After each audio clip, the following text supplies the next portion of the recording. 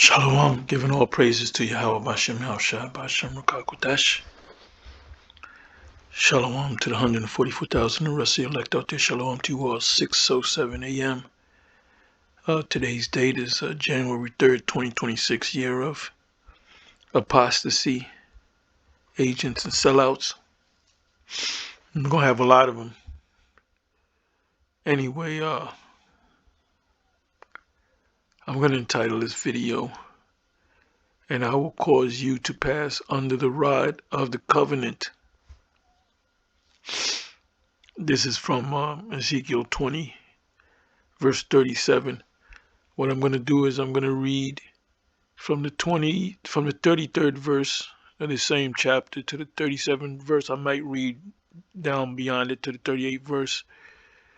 Let's just see where the Spirit leads me. Anyway,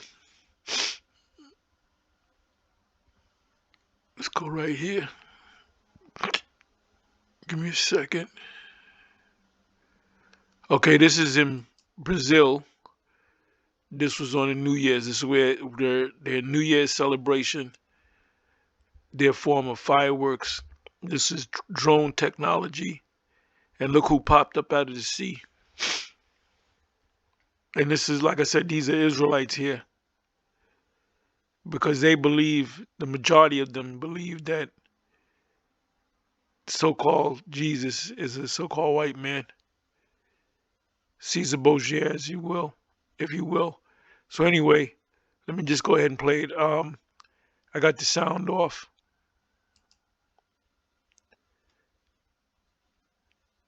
It all exciting. Excited. They're taking pictures.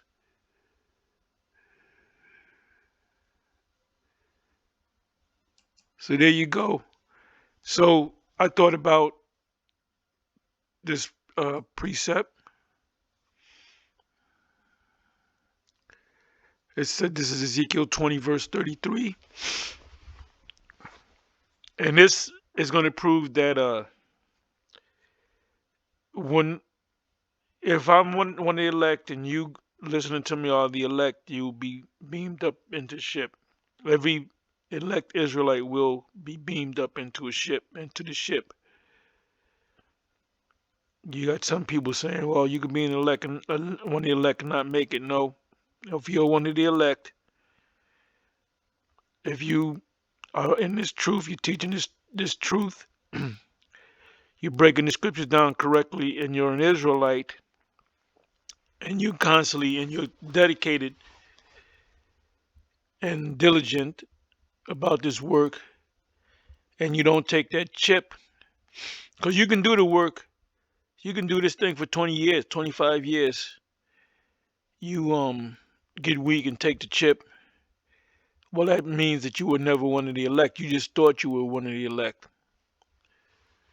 And I see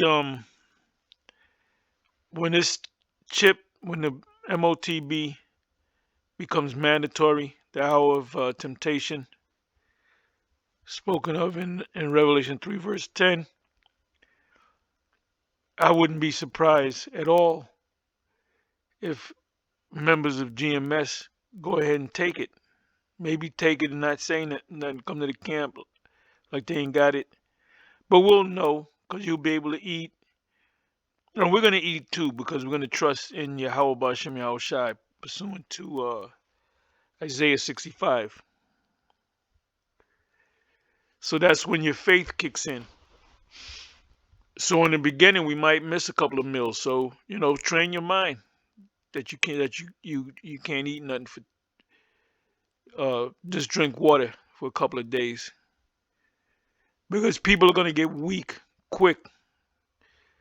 That was proven with the food stamp thing. The SNAP benefit card, so-called black women, they were losing it. I'm going to go in the supermarket. I'm just going to grab shit up.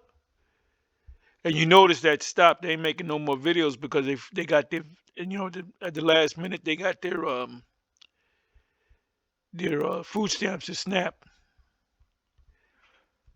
So the big test is Section 8, welfare, SNAP, WIC, all these different benefits. Let's say you were college educated, Jake woman. You got a good job. Well, you can't work no more unless you get the chip. So I see a lot of our people taking that chip. And the ones that will be destroyed are the ones of our people that take the chip here in America. If you're outside of the US and you're in a neutral country where the missiles are not going to hit, you're not going to die by the way of missiles. Now I can't tell you exactly what's going to happen to the ones that took the chip that remain alive. They're going to have to get the chip taken out or whatever the case may be. And I'm saying it based upon 1 Corinthians chapter 13. And I'm merely paraphrasing. We see through a dark glass. I'm merely paraphrasing. Glass darkly, it says. I think the exact words are, but a dark glass, a smoke glass. You got smoke in a like a glass tube. You can see things, but you can't see it clearly. So the Most High hasn't opened up our eyes to see everything super clear, meaning I can't look at a brother and say, "Oh, you were Isaiah." You're not gonna look into your no. We're not gonna be able to do that. In the kingdom, our eyes will be fully open. So what we know now, what we can see now, is the scriptures. So anyway, let me just go ahead and read this. So I showed you this BS right here. And when the missiles come, they're going to, the neutral countries that are not hit with missiles when America's on fire, they're going to run to them churches. They're going to call on the name of Jesus. So I would say 98% of the people matter of fact, you know what I'm going to do?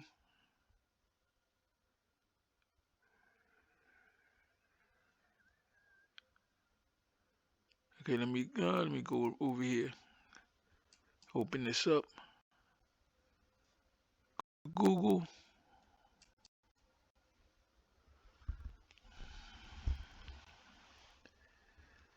Okay, where are we at?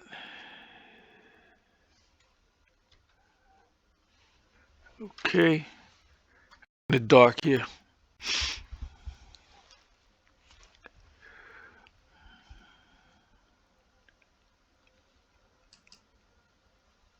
What's the official religion of Brazil?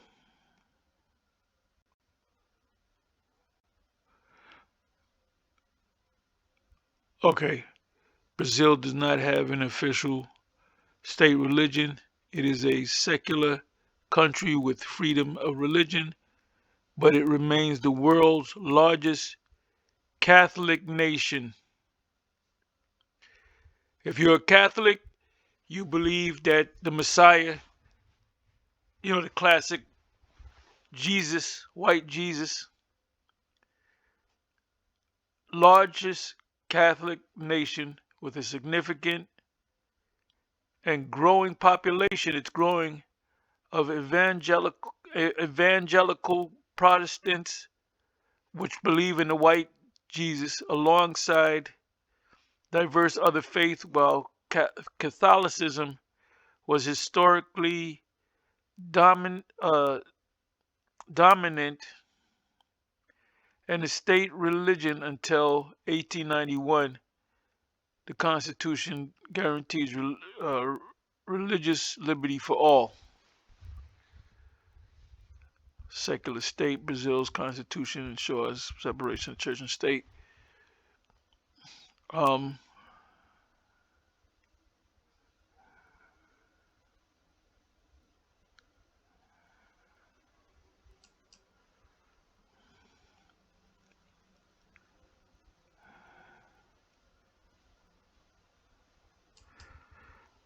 what's the percentage of the number of Brazilians that are Roman Catholic? Oh, 6. Okay.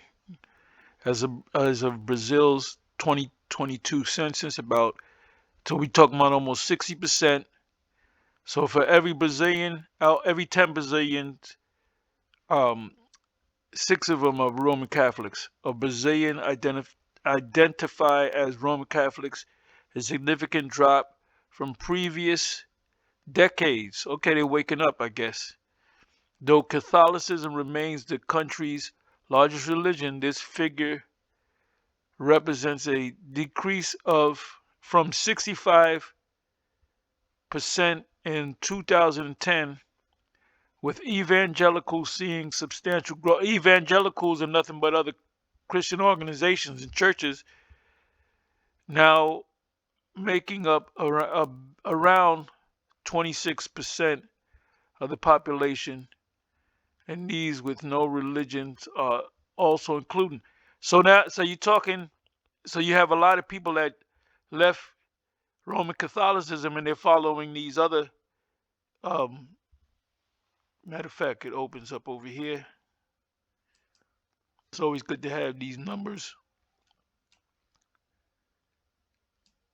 Roman Catholics down from 82, okay, 82% in 1991. Evangelicals is 26%. So what did they do? They went from the Roman Catholic Jesus to the evangelical Jesus, which is the same Jesus, same white man. Okay, no religion, almost 10%, up from 8% in 2010. Despite this decline, Brazil still has the world's largest Catholic population, though the trend shows a shift toward Protestantism and irreligious or not religious. So they went from, like I said, they went from being Roman Catholics with the Caesar Borgia to Protestants and Pentecostals, which is the same Caesar Borgia, the same Roman Catholic Caesar Borgia. So they still Roman Catholics. A Protestant is nothing but a Reformed Roman Catholic.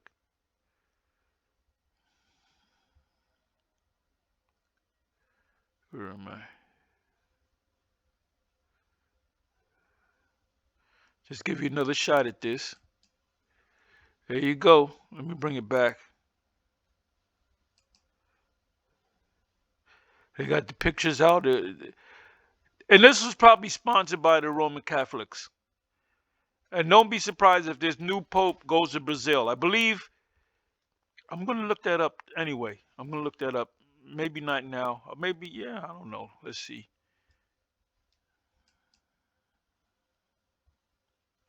They're clapping, they're taking pictures.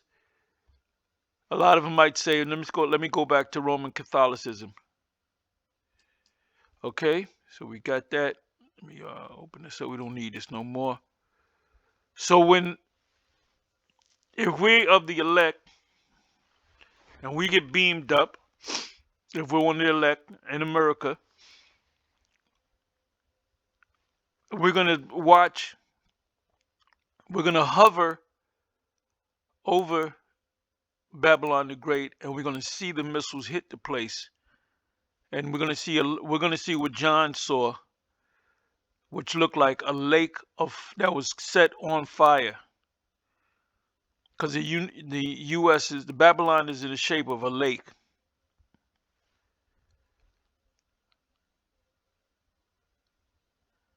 And it's going to be set on fire, and we're going to see it, and we're going to be in fear and awe of everything going on around us. You're going to give glory to Yahweh B'Shem Yahweh Shai, and you're going to look down. Now, I remember, let me see, let me get my mind together.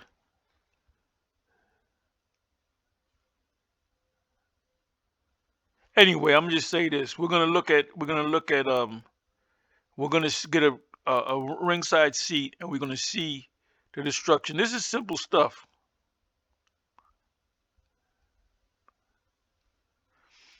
It was the Mashapat that said he had a dream that he was in a ship, or we were in a ship, and at the bottom of the UFO, the ship, the chariot, was glass, and we were able to look down and see the destruction. Because it says we're going to see the destruction. We're going to see the building falling. We're going to see that whole landmass engulfed in flames. And we're going to praise Yahweh Ba'Shem Yahweh Shai. And we're going to be changed. And the ones that get beamed up will be under the new covenant because our minds are going to be programmed. And we're not going to break any. We're going to be perfect. Like Yahweh Shai was perfect. We're going to be perfect. And we're going to have extraterrestrial / celestial bodies. Now, what about these other people? When we land down, we're going to have to separate the nations. We're going to put the Edomites. Okay, these are the Edomites. Put them over here. You got Hamites. You got 4 categories of Hamites. You separate them. You got the Ishmaelites, the Midianites, the Elamites. You got Moab. You got Ammon. We're going to separate them through the spirit because we're going to see through their spirit. You're going to have Moabites that look like Jake.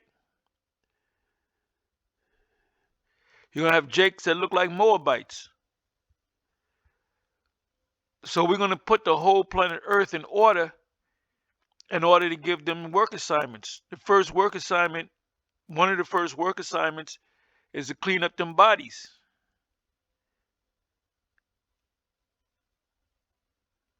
I'm not talking about America. You ain't going to be able to clean up anything in America. America's just going to be on fire. America could be up in flame for a couple of years. Then when the fire, when everything turns into stubble, you're going to have smoke, and that smoke is going to go up for years.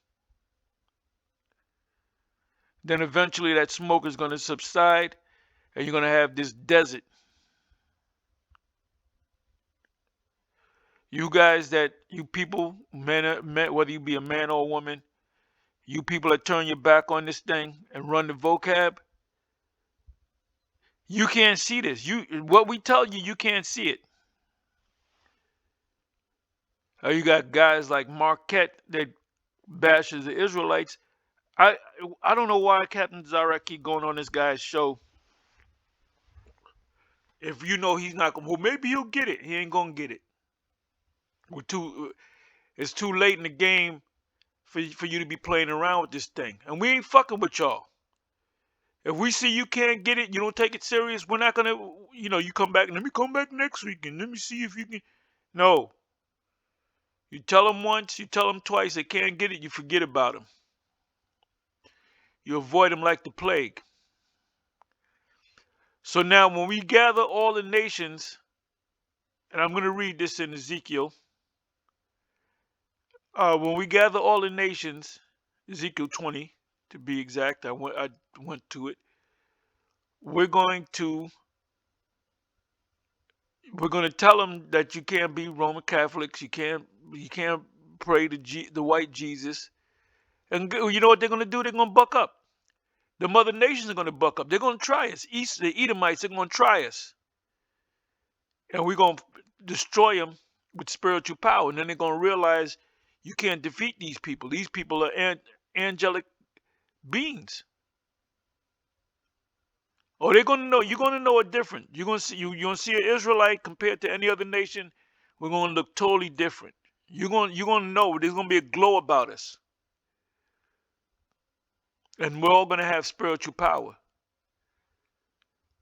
That means we can read your mind. We can see through walls. We will be like gods on the earth again. So let me go ahead and read this. Not going to be too much longer. Okay, so this is Ezekiel 20 verse 33. It says, the Most High will restore Israel to her land. That's also in Amos, 9 verse 12. Start from 11, 12. It says, I believe it's in the 13th verse, the plowman shall overtake the reaper. The plowman shall overtake the reaper. We are the plowman. We ain't working the field. The reaper are the super rich that benefit from us working, giving taxes. The plowman shall overtake the reaper, meaning we're going to take them down. but through the spirit of Yahweh Bashem Yahweh Shai. Like I said, we're gonna have the Edomites. Okay, you Edomites over here, you Moabites over here, you Hamites over here, you Ammonites over there, you Ishmaelites, you Elamites,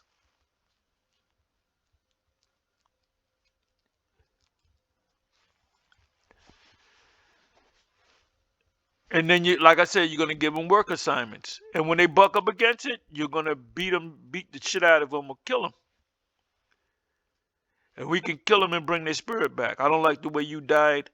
I'm gonna beat you to death again, beat you to death, and bring you back 3 times. And when you come back, you're gonna get your mind right. So anyway, let me go ahead and read this.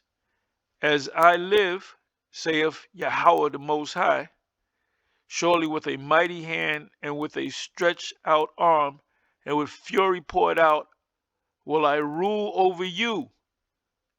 Who is he gonna rule over? Israel and the other nations. Because in the beginning, like I said, you got so many of our, especially them Latin tribes, and then you got Jake in West Africa and different parts of Africa that believe in Allah. So you're going to have to beat the shit out. You're going to have to tell them, look, you're not a Hamite. You're an Israelite. Islam is not your religion.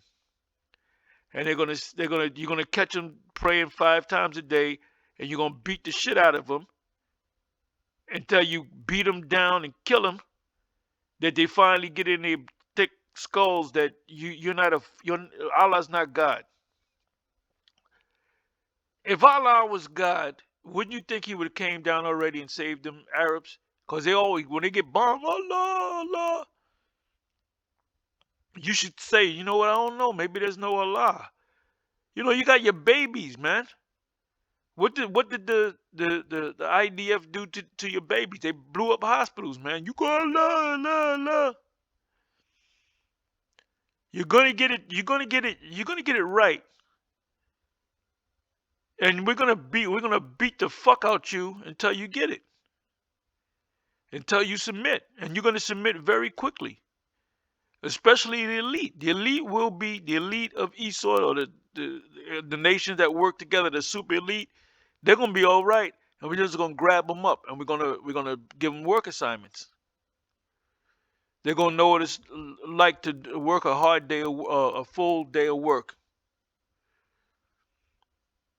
So it says in the 34th verse, same chapter, and I will bring you out from the people. The people are the other nations. This is the elect that the Most High is going to deliver, and will gather you out of the countries, because you got the elect that's scattered throughout the whole planet Earth. The main deliverance is here in Babylon, wherein ye were scattered. So who's he talking about? The Israelites who were scattered. With a mighty hand and with a stretched out arm and with fury poured out. That fury are the missiles. And I will bring you into the wilderness. Now, Bishop Nate, the bishop, he said, oh, we're going to go back to the same wilderness. Didn't say that. Is it possible? Of course. It doesn't say. Now, the 7 used to teach that the wilderness is going to be in South America.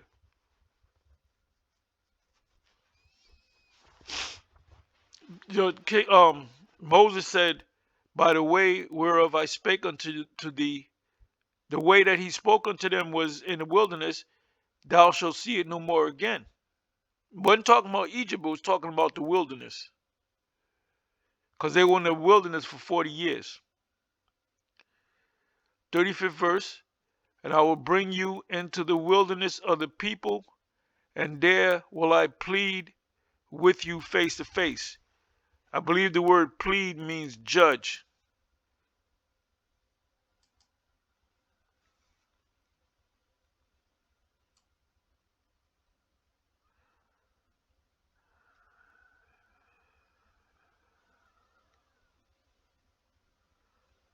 Yep, Shapat, which means judge.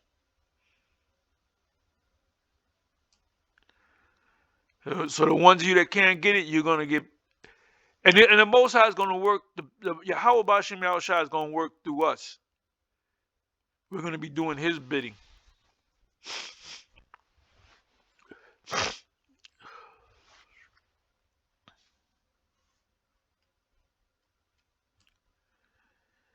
And this right here also proves that we are not under the new covenant. And if you Israelites teaching that we're under the new covenant, we are not under the new covenant. And this one precept right here proves it. 35th verse again, Ezekiel 20 verse 35. And I will bring you into the wilderness of the people, and there will I plead or judge you face to face. Like as I pleaded with your fathers in the wilderness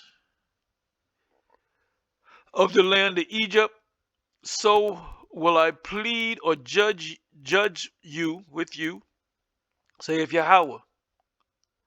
37 verse is the main verse. And I will meaning future tense. And I will cause you, the Israelites, to pass under the rod. I'm going to look up the word rod. One of the definitions of the word rod is a scepter, also a club. What do you do with a rod? You bash people over the head with it, kill them. And I will cause you to pass under the rod, and I will bring you into the bond of the covenant. What covenant? Because we already had the first covenant. So it's not talking about that. It's talking about the new covenant. So a lot of you are going to buck up against it. You're going to want to eat your pork and your, you know, Jake that are happy people. We're just going to put you to death. We're not going to rehabilitate you.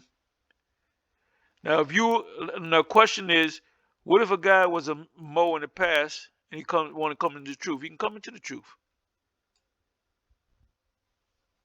but he can't come into the truth as a Mo. It says, and I will purge out from among you the rebels. The rebels are the ones that's going to buck up against. The Most High is not going to beam up YNs to bring us to a wilderness so we can beat the YNs down. They're going to die here in America. All these YNs, they're going to die here in America. They're going to be set on fire along with their friendly neighborhood Edomite. And I will purge. And I'll probably come back and look up the word rod. When you look up the word rod, the rod under the rod of the covenant, that means we're going to beat you into submission. And I will purge out from among you the rebels, and them that transgress against me, I will bring them forth out of the country where they sojourn. In other words, the Most High is going to gather the Israelites from around the world. And in other words, the whole world's going to be in front of us. You know how you have a stadium and you the main speaker? So we're gonna bring all the Israelites and the nations together. We're gonna separate them, and we're gonna say, okay, you're an Israelite, you're a king, and you get slaves. And like I said, some of them are gonna say, these Christians, that's in other countries. Well, if the white man can't make it, I don't want to. You ain't gonna make it. And they shall not enter into the land of Israel. Right, because the Most High's got to purge you out.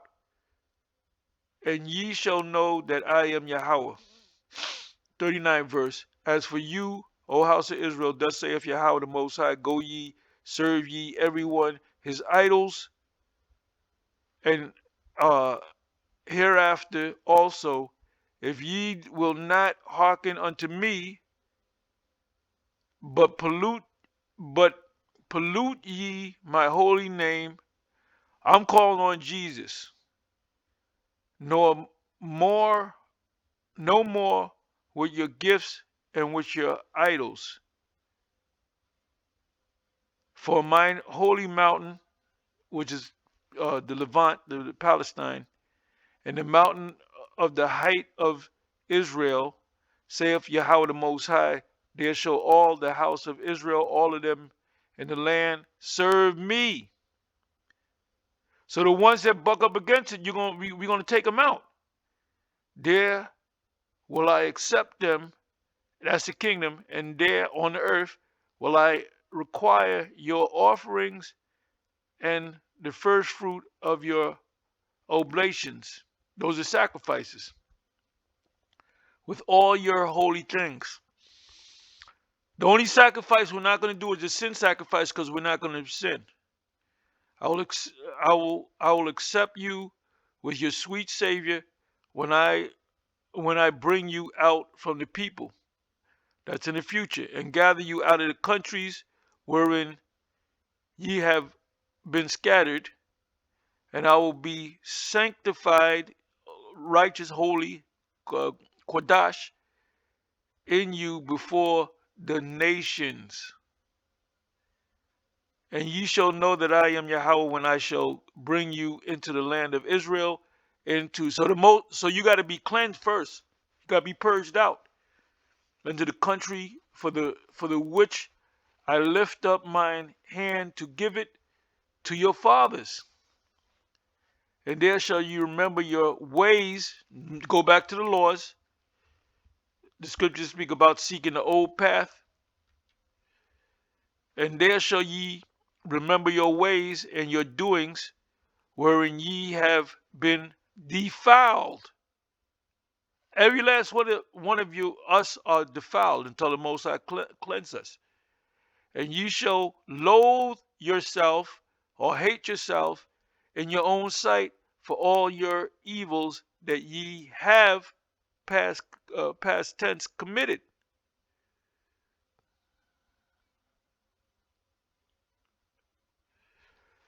I mean, you can read the rest of this, but I wanted to get to the purge part. Because you're going to have Edomites bucking up against authority, and we're gonna beat them down, and we're gonna kill a lot of them. And then they're gonna eventually say, we can't deal with these people. Let's submit. I want to get, what is the word purge? Okay, purge 38. Ezekiel 20 verse 38. We're gonna look up the word purge. There's a series of movies called The Purge, right?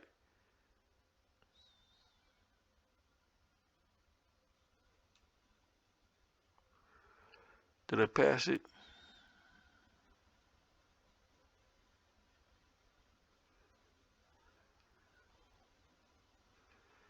Wait a minute, I had to pass it.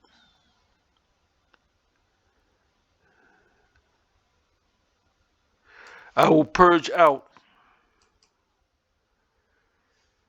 So the Hebrew word here is barar,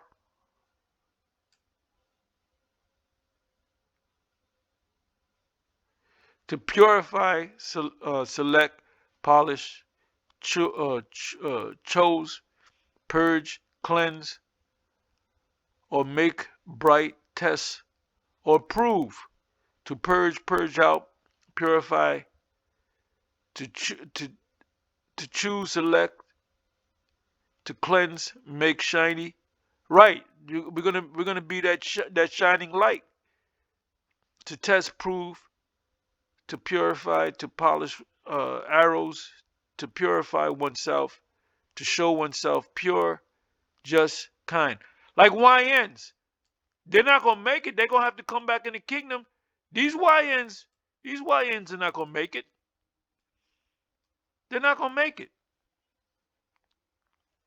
Most High might have mercy on some of them, because it could be of a household, the father or the mother could be of this faith, and the Most High pull him out there and delivering him.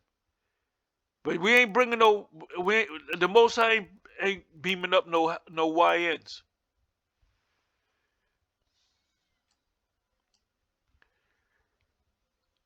So right here, let me come back over here.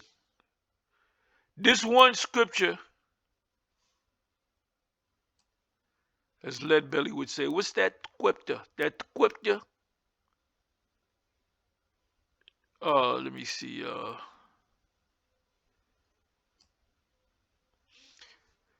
So this right here kills it. If you have an argument, are we in the Old Testament? Are we in the Old Covenant or New Covenant? You had a debate with Genesis against. But that's before they broke up. It was still Sakari. Hassan got kicked out, and Hakar left. Then they got together and they got their own little thing going.